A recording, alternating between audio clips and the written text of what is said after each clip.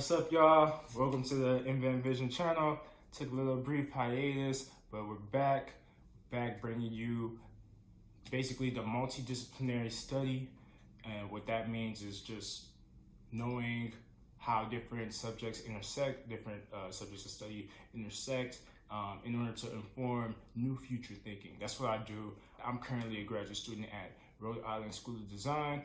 And yeah, I just want to share some of the learnings and insights and the experiences that I get to be cool enough to see in person and make it accessible for all of you guys. Yeah, that's what we do. Yeah, so if you have any questions you want to add to the conversation, feel free to drop some questions, comments, link me to a video response, whatever. We can get on a live chat and pretty much explore these concepts. Subscribe, link your friends, link your colleagues. This is Invent Vision. So most recently, I had the great experience of meeting a interesting, renowned scholar. His name is Jarzombek. Yeah, he's a professor at MIT. I take this course called Critical Globalism, and my professor, that was one of his favorite professors during his time at MIT. Both are MIT PhD bred people, and so it was really good to absorb this conversation. So the lecture was on the topic of, let me pull it up real quick, how to think global, the Chieftain Continuum. And I found it pretty interesting personally because I'm Nigerian, like born and raised Nigerian and in America. And you often hear and learn about the influence or the traditional chieftain trajectory. And so he presented the Chieftain Continuum, which is just looking at the concept of chieftain and chieftaincy, because it's really a construct that was pretty much presented and developed as a cultural currency and then also a cultural mode of control. We can get into that more later, but what I wanted to bring to light was the highlights that stuck out to me in the lecture. And so let me just pull up my notes real quick.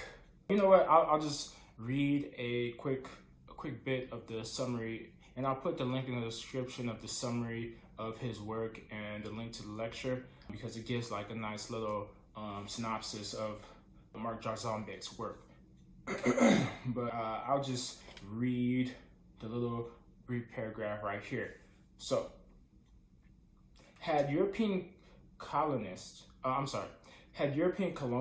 not risen to such dominance, the world today would not look all that much different from that of 17th century populated by chieftain societies. Today, the chieftain world, built on the bedrock of clans and family units that so prospered across the globe from the end of the first millennium CE, is for all practical purposes gone, beaten back not just by colonialism, but also and even more forcefully by the globally scaled forces of monotheism, nationalism, modernization, and globalization.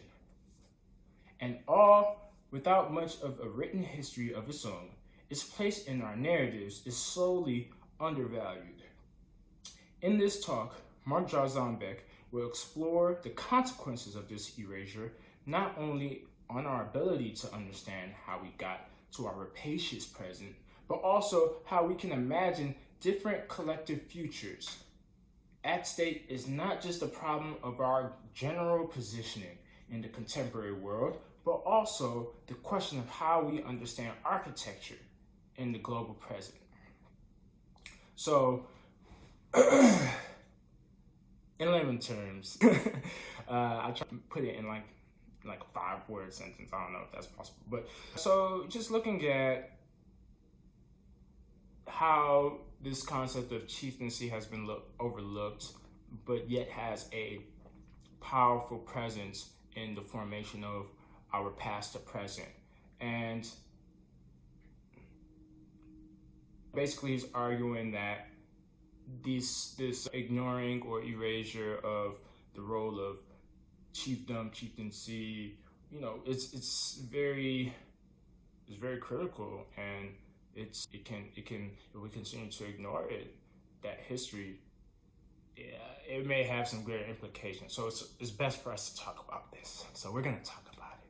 Yeah. So throughout this, I just want to warn that there's a lot of academic jargon that builds a layer of understanding or misunderstanding, and so you have to like work. I want to work together with people to simplify the language of academia in different ways. But there's some words. It's just the nature of English language that it gets multi-layered, and then all of a sudden you have these new terms that are just like and then you're like, what the heck are you saying? Like, what are you really saying?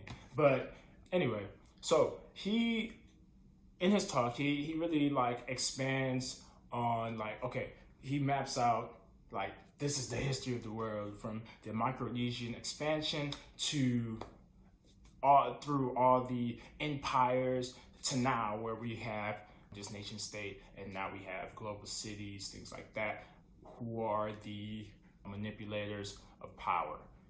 So few points that just like really stuck out to me. He talked about how the chieftain world created this residue, this historical residue, this cultural residue that is layered into how we think of the global nation state and the global nation state being today. And what that means is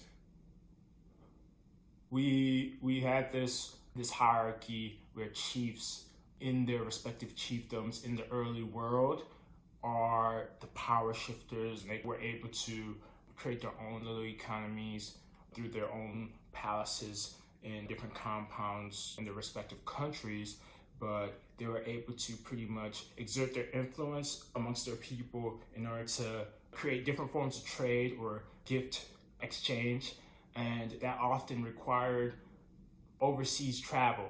And a lot of it that he harped on was how a lot of this initial trade began in the territory of Borneo, where did he say it?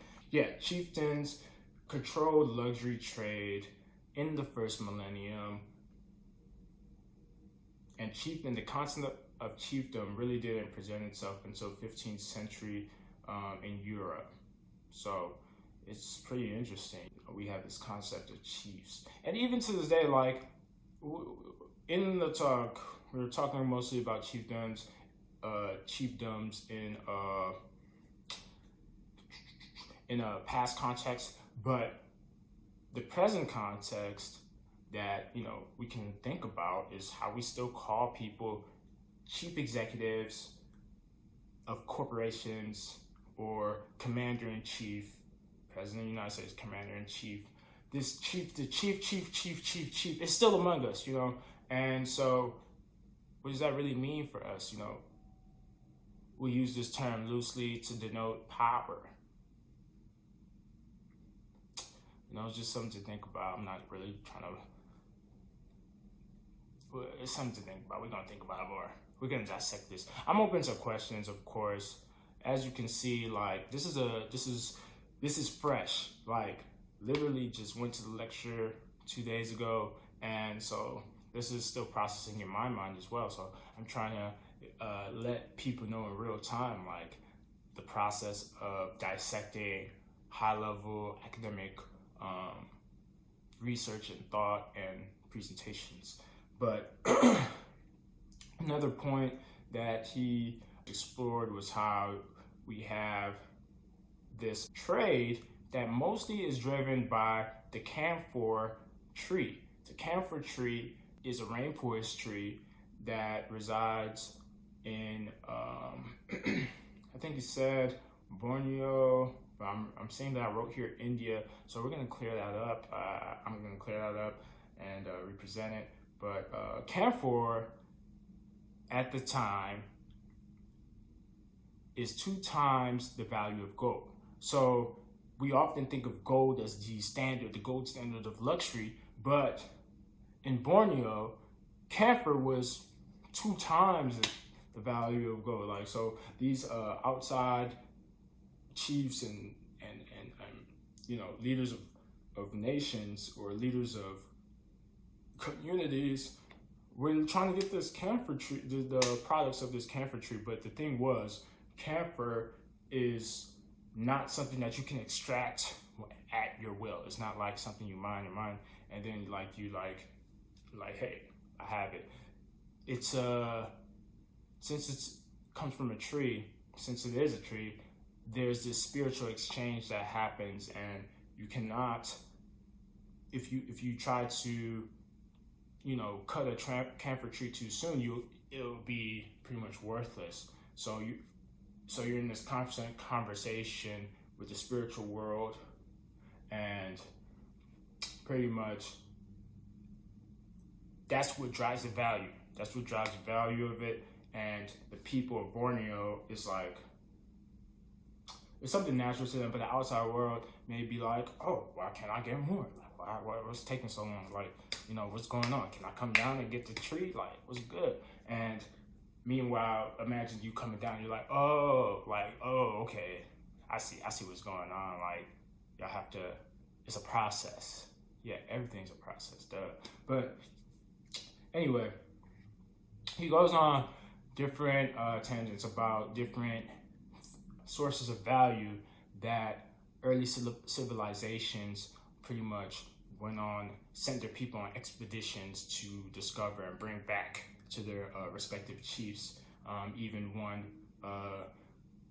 the Bezoar stones, which are like, look it up. I'm gonna just put a link, and then we can talk about it some more if y'all are interested in that. I want to keep this video short, so what I'm going to fast forward to in my notes. Oh, right. Oh, yeah, this is interesting. So from the 18th century onward, the wealth of Borneo, there came a tipping point because, these outside influencers wanted the wealth that was in Borneo. So in the 18th century, you see outside countries just starting to go in there and just extracting. And now today you have not a lot of wealth there. And you have this concept, this idea of hunter-gatherers being presented. So in any country that's considered third world, all of a sudden there's this language of calling people there hunter-gatherers. And one thing that he presented that was fresh to me, that was new, was that in 1970, there's this war on hunger. And you have this, the developed world stating that, oh, we need a war on hunger because other countries in the world are, they're all hunter-gatherers, they're all on their hands and knees, pretty much trying to figure out how to live the next day. But, the problem with power and privilege is they often make these bold assumptions, thinking that other countries need things without really asking what they need. It's really like, oh, it's really just like, what? You just gonna assume? Like, that's the biggest thing that's one of the biggest problems with, I would say, individualistic nation states, is that they like to make assumptions. And that happens today a lot. You see it in cancel culture. People make assumptions, just make snap judgment without actually considering what the other person or other being actually needs. Like, anyway, I hope I'm making sense here. I am making sense. But fast forward.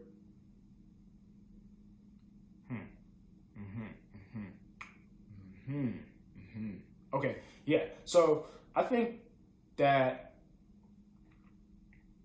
what's important to note here is that was kind of like a turning point for me in the talk, this war on hunger. So he talks about this war on hunger, and what it instantly triggered for me was like, wait, there's also a war on drugs. So at the end of the talk, I ended up asking him, like, because, oh yeah, just to reframe the conversation, this is all in the context of architecture as well. So the idea that these chiefs were in what we think as like villages and small little huts and things like that, or bigger, grandiose palaces. In reality, every place that a chieftain exists is a palace, considered a palace. That's one of the things that he made sure to point out, that even if it's like a hut, like we have this image of what a palace is, like based on Disney, what these imaginary fairy tale lands tell us. But in reality, a palace can be something small, it can be something large. It's anywhere where there's a compound, collective community, and there's a chief figurehead, and then there's traditional practices that forms a culture that evolves through time. But there's traditional values, there's traditional customs. And so the idea of a palace, you have to really rethink what a palace is in your mind, because a palace is not necessarily a grandiose structure. It can be something small. So going back to the war on hunger.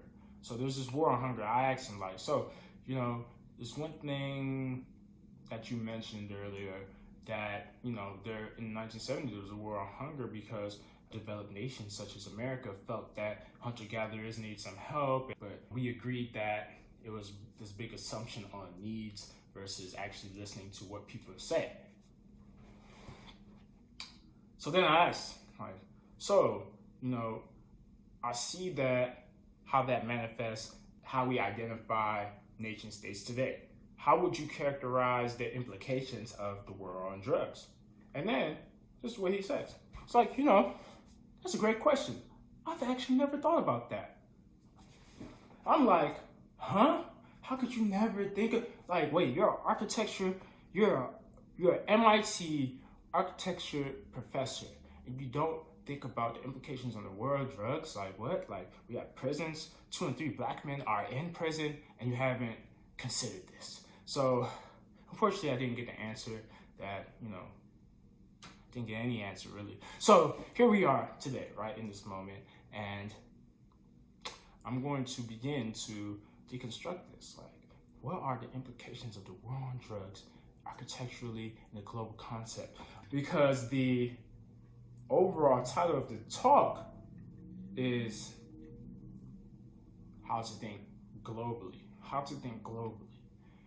I don't think that you can really think globally unless you really think at the lowest level and the most primitive level of human persecution, which is putting other humans in prisons. So you're over here, if you have the privilege to travel globally and be like, how does this society live? How does this society live? Oh, we need to uncover, we need to excavate. But yet, we have people in jail that, if you're truly trying to think globally, you will want to consider their thoughts too. You will want to consider someone's thoughts that was wrongly persecuted, that is in a oppressed system, that still to this day has a 13th Amendment, which makes it legal to take away someone's rights. Fundamentally, how to think globally does start with freeing people from jail that don't need to be in jail. First of all, jail doesn't even need to exist. There's different ways to understand how humans react or deal with stressors of life, because that's really what happens. Is like you have these stressors of life that may manifest in the form of mental health cases or may manifest in the form of crimes. But if we are able to be mindful and really look at what led up to this person making this decision that we're labeling a crime, then that begins the real conversation of thinking globally, thinking empathetically, and thinking critically about how to treat the symptoms, how to treat the challenges, how to treat our relations as humans, how to understand and how to liberate the limiting thought that makes us want to execute people or put them in an electric chair or put them in a prison and just say hey, we can't even bear to look at you. You have to be in a black box for the rest of your life, solitary confinement. What is that about? That's more of a driver of fear than a driver of love. And so we have to really, because thinking globally requires that we consider loving everyone.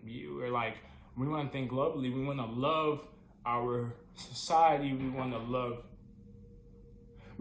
society. We want to love nature. We want to be in a perpetual state of working with versus working against. Working with versus working against. So thinking globally. This is a new thought. This is how we're gonna end this today. New vision thought. How to think globally. How to think globally with the school to prison pipeline. How to think globally with the prison system, prison design as a limiting factor to thinking globally. And that, my friends, is invent vision.